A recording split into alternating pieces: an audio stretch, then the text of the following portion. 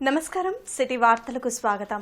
Ponnuru YCP అభ్యర్థిగా పోటీ చేసిన అంబటి మురళి నగరం నడిబొడ్డున నిర్మిస్తున్న గ్రీన్ గ్రేస్ అపార్ట్మెంట్ అడ్డగోలుగా ఉందని ఎమ్మెల్యే దుల్లిపాల నరేంద్ర ఆరోపించారు.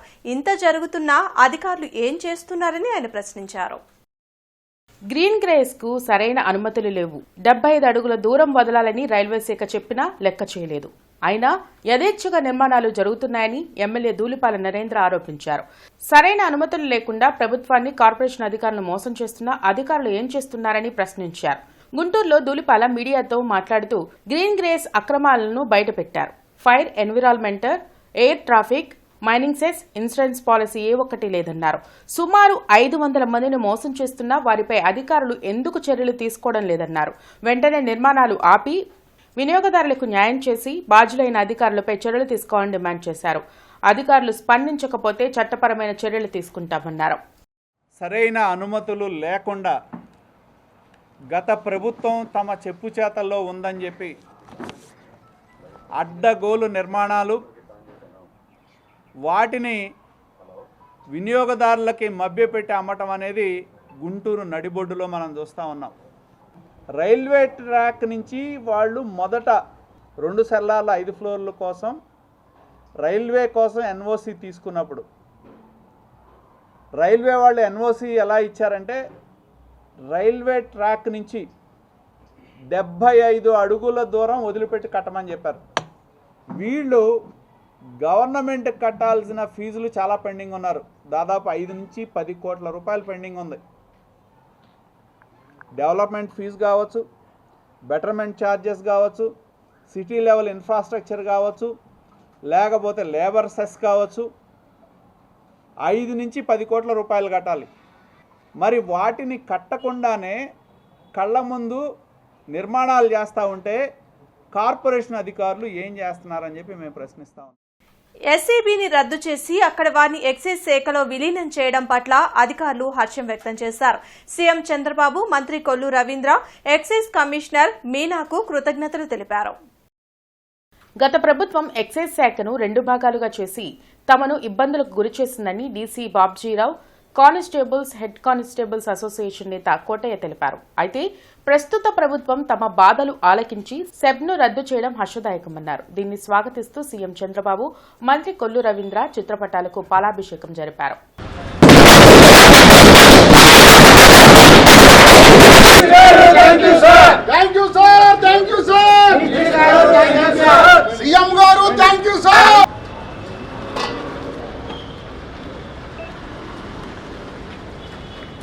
నిన్న మన రాష్ట్ర ప్రభుత్వం ఎక్సైజ్ శాఖను పునరుద్ధరించింది.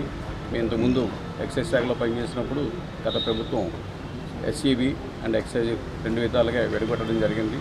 ఆ తర్వాత ఎస్ఈబీలో అన్నీ కూడా మాకు అడిషనల్ ఎస్పీని హెడ్గా చేసి పోలీస్ కంట్రోల్లో తీసుకెళ్ళడం జరిగింది. దానివల్ల మేము అనేక సమస్యలు ఎదుర్కోవడం జరిగింది.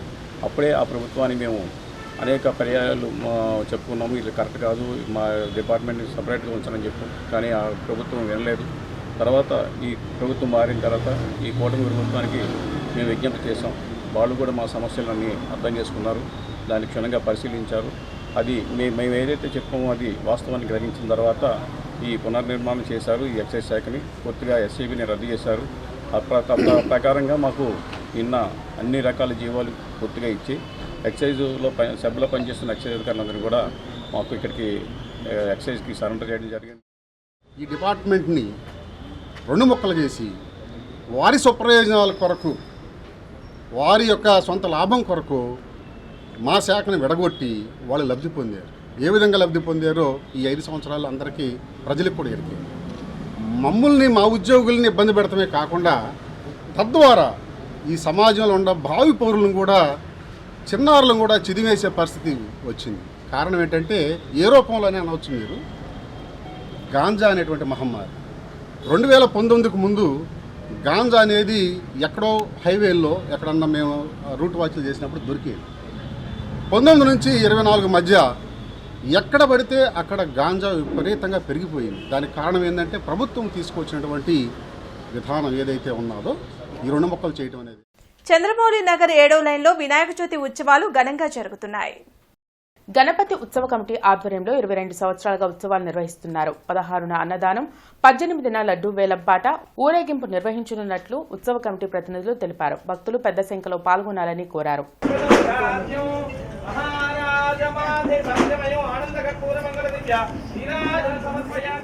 గత 22 ఏళ్లుగా శ్రీ గణపతి ఉత్సవ కమిటీ ఆధ్వర్యిస్తున్న ఎటువంటి ఏ ఆటంకాలు లేకుండా 22 సంవత్సరాల నుంచి కూడా దిగ్విజయంగా చేశారు. అలాగే ఈ గత 3 రోజుల నుంచి కూడా వరుసగా కార్యక్రమాలు జరుగుతున్నాయి. గురువారము మరియు శుక్రవారము, శనివారం ఇవాళతో పూర్ణావతి కార్యక్రమం సంపూర్ణమైంది. 16వ తారీఖు స్వామివారి అన్నప్రసాద కార్యక్రమము, అలాగే 18వ తారీఖున స్వామివారి లడ్డూ వేలంపాట మరియు భారీ ఊరేగింపు కార్యక్రమం జరుగుతుంది. కావున భక్తులందరూ కూడా స్వామివారి కృపకు ప్రాతులు కావాల్సిందిగా కోరుతున్నాం. విజయవాడలో వరదలు చేసిన నష్ట అనుభవంతో గుంటూరు నగరంలో మురుగు పారుదలకు అడ్డుగా ఉన్న డ్రైన్లపై ఆక్రమణలను సమగ్రంగా తొలగిస్తామని కమిషనర్ పులి శ్రీనివాసులు తెలిపారు. నగర ప్రజలు, ప్రజాప్రతినిధులు కూడా సహకరించాలని ఆయన కోరారు. నగరపాలక సంస్థ ప్రధాన కార్యాలయంలో కమిషనర్ ఛాంబర్లో విజయవాడలో వరద ప్రభావిత ప్రాంతాల్లో జీఎంసీ తరపున చేపట్టిన సహాయక చర్యలు, డ్రైన్ల ఆక్రమణలు, పారిశుధ్యం, స్ట్రీట్ వెండింగ్ జోన్లు, జీఎంసీ ఆదాయ వనరుల పెంపుకు కార్యాచరణ, స్వచ్ఛతా హీ సేవ తదితర అంశాలపై విలేకరుల సమావేశం ఏర్పాటు చేశారు. ఈ సందర్భంగా కమిషనర్ మాట్లాడుతూ విజయవాడ నగరం ఇటీవల వరద ప్రభావంతో తీవ్రంగా నష్టపోయిందని, అందుకు వర్షం నీరు డ్రైన్లోకి వెళ్లడానికి డ్రైన్లపై ఆక్రమణలు పెరగడం ప్రధాన కారణం కాగా బుడమేరుకు గండిపడ్డం మరో కారణమన్నారు. శానిటరీ సిబ్బంది, ఇంజనీరింగ్ సిబ్బంది, టౌన్ ప్లానింగ్ సిబ్బంది వీళ్ళందరూ కూడా గత 12 రోజుల నుంచి విజయవాడలో వచ్చినటువంటి ఫ్లడ్స్లో మరి అక్కడ డిప్లాయ్ చేయబడ్డారు, అక్కడ వర్క్ చేశారు. అక్కడ మేజర్ రోలు మనకంటే గుంటూరు దగ్గర కాబట్టి విజయవాడకి అక్కడ ఉన్నటువంటి వర్క్స్ విషయంలో కానీ అవన్నీ కూడా మనం మేజర్ రోల్ ప్లే చేయడం జరిగింది. బుడమేరు నుంచి వచ్చినటువంటి ఫ్లడ్ వాటర్ రావడంతో పాటు అక్కడ మెయిన్గా డ్రైన్స్ మేజర్ డ్రైన్స్ ఇవన్నీ కూడా బ్లాక్ అయిపోయి ఎంక్రోచ్మెంట్స్, ఎక్కడ వాటర్ వెళ్ళకుండా అన్ని ఎంక్రోచ్మెంట్స్, మేజర్ డ్రైన్స్ అన్నీ బ్లాక్ అయిపోవటం, లోపల ఇంటర్నల్గా ఉన్నటువంటి రోడ్స్ నుంచి అట్లానే ఇంటర్నల్ డ్రైన్స్ నుంచి వచ్చే వాటరు ఈ మేజర్ డ్రైన్స్లోకి రాకపోవటం. ఏలూరు ఎంపీ పుట్టా మహేష్ యాదవ్ రాత్రి గుంటూరుకి విచ్చేశారు. టీడీపీ నేత కుర్రా అప్పారావు ఇంటికి విచ్చేసిన ఆయనకు ఘన స్వాగతం పలికారు. ఈ సందర్భంగా వినాయక చవితి ఉత్సవాల్లో పాల్గొని గణనాథునికి ప్రత్యేక పూజలు జరిపారు. ఈ సందర్భంగా వినాయక చవితి ఉత్సవాలలో పాల్గొని గణనాథుడికి ప్రత్యేక పూజలు జరిపారు. కార్యక్రమంలో ఎమ్మెల్యే భాష్యం ప్రవీణ్, జనసేన నేతలు బోనబోయిన శ్రీనివాస్ యాదవ్, గాదే వెంకటేశ్వరరావు, టీడీపీ నేత కేశవ తదితరులు పాల్గొన్నారు. ఈ సందర్భంగా మహేష్ యాదవ్ మాట్లాడుతూ గుంటూరులో విఘ్నేశ్వరుని ఆశీస్సులు పొందినట్లు తెలిపారు.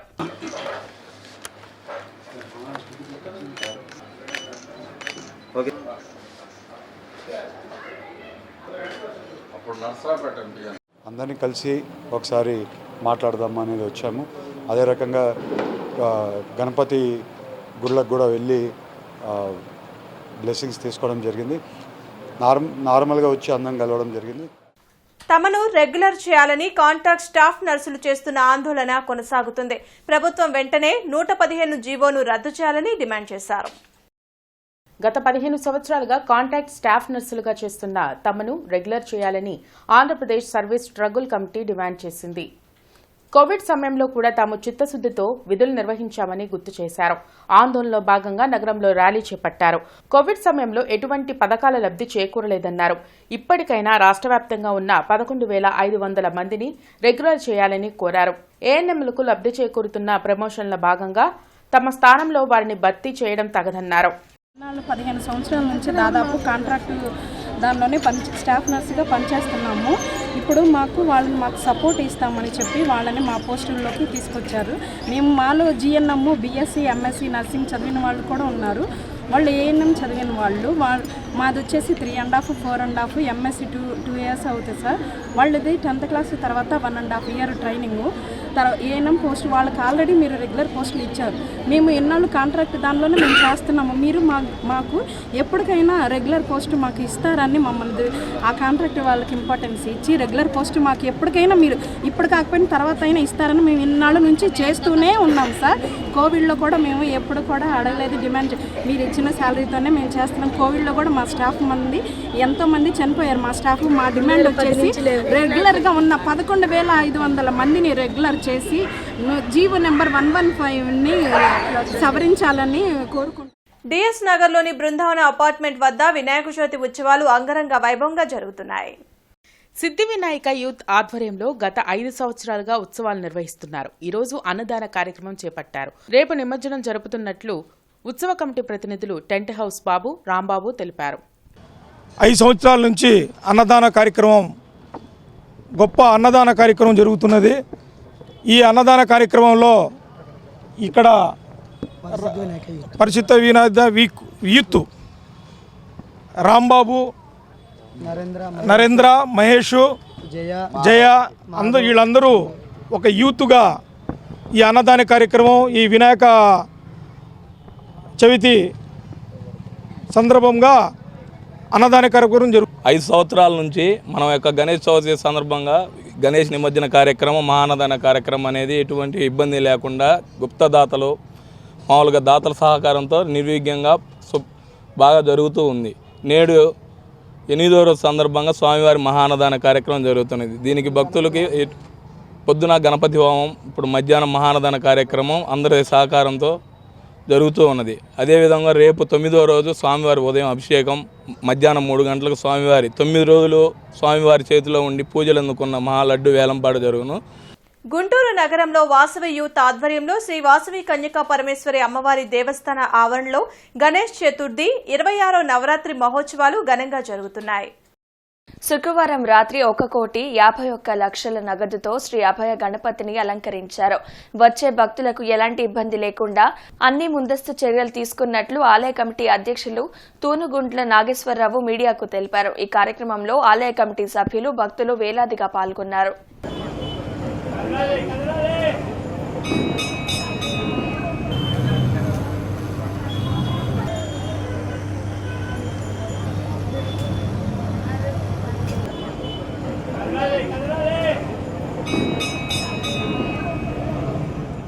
వాసవి గుంటూరు వారి ఆధ్వర్యంలో 26వ వార్షిక గణేష్ నవరాత్రి మహోత్సవంలో ఈ నెల 7వ తారీఖు నుంచి ప్రారంభమైనాయి. ఈ నవరాత్రి మహోత్సవంలో ప్రతిరోజు స్వామివారి మండపాన్ని ప్రత్యేకంగా అలంకరించి ఆరాధన చేసుకోవడం జరుగుతుంది. అందులో భాగంగా ఈరోజు 1,51,00,000 రూపాయల నూతన కరెన్సీతో స్వామివారి మండపాన్ని అలంకరించుకుని లక్ష్మీ గణపతిగా ఆరాధన చేసుకోవడం జరుగుతుంది. ఇదే విధంగా ప్రతిరోజు ప్రత్యేకమైన మండప అలంకారాలు ఉంటాయి. ఈ కార్యక్రమాలన్నిటికీ భక్తులందరూ విచ్చేసి స్వామివారి దయకు కృపకు పాత్రలు కావాల్సిందిగా కోరుచున్నాము. ఈ నెల 16వ తారీఖు నవరాత్రుల అనంతరం సోమవారం 16వ తారీఖు ఉదయం 6 గంటల నుండి స్వామివారికి మహాసామ్రాజ్య పట్టాభిషేకం, గణపతి హోమం, పూర్ణాహుతి, తదనంతరం 10,000 మంది భక్తులకు అన్నదాన కార్యక్రమం జరుగుతుంది. అదేవిధంగా 17వ తారీఖు మంగళవారం మధ్యాహ్నం 3 గంటల నుండి 11 రకాలైనటువంటి మంగళ వాయిద్యాలతో స్వామివారి నిమజ్జనోత్సవ ఊరేగింపు ఉంటుంది. అలానే రేపు వనగణపతి అలంకారం, ఎల్లుండి ఆదివారం నాడు శాఖ గణపతి అలంకారంగా 9 రోజులు 9 అలంకారాలతో స్వామివారిని ప్రజల దర్శనార్థం ఏర్పాటు చేయడం జరుగుతుంది. అలానే సోమవారం ఉదయం 16వ తారీఖు ఉదయం 6 గంటల నుంచి సామ్రాజ్య పట్టాభిషేకం, వసంతోత్సవం, గణపతి హోమం, తదనంతరం పేదలకు అన్నప్రసాద వితరణ జరుగుతుంది. భారీ ఏర్పాటు జరుగుతుంది. ఈ కార్యక్రమాలన్నింటికీ మా సహాయ సహకారాలంతా మా నెంబర్లకి, ప్రజలకి, మా బజార్ వర్తక వ్యాపారాలందరికీ ధన్యవాదాలు తెలుపుతున్నాం. నగరంలో వినాయక చవితి ఉత్సవాలు భక్తి శ్రద్ధలతో జరుగుతున్నాయి. వాడవాడలా కొలువుతీరిన గణనాథులకు ప్రత్యేక పూజలు జరుపుతున్నారు. అన్నదానం, లడ్డు వేలంపాట నిర్వహించి నిమజ్జనానికి తరలిస్తున్నారు. రాష్ట్రం సుభిక్షంగా ఉండాలని భక్తులు పూజలు జరిపారు.